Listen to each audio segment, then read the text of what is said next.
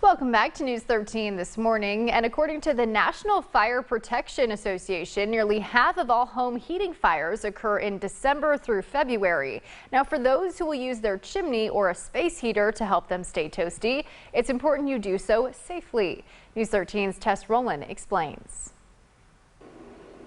With cool temperatures settling in, many families may look to use a space heater to keep warm, but if they are not used properly, they can put your family in danger. Around 43% of fires from 2014 to 2018 were caused by a space heater of some sort, whether it be a chimney or an electric style space heater. Lieutenant Howard Demeraux with the Panama City Fire says a key safety tip is to establish a safety zone, protecting flammable objects along with pets and kids. And you also want to make sure you're keeping them 3 feet from the heat.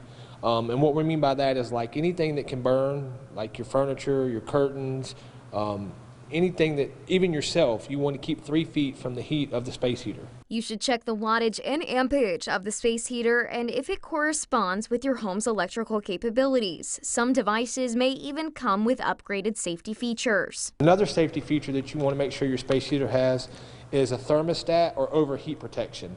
That way they don't get too hot and catch themselves on fire.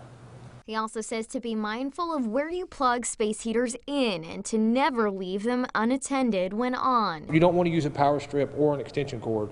You want to make sure those are plugged straight into the wall. Those who use fireplaces to keep warm are not exempt from safety precautions. You want to make sure you get it certified every year by a chimney company to make sure the flute's good and everything's working properly. In Panama City, Tess Rowland, News 13, Panhandle Strong.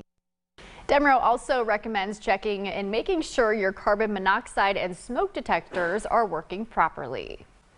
Well,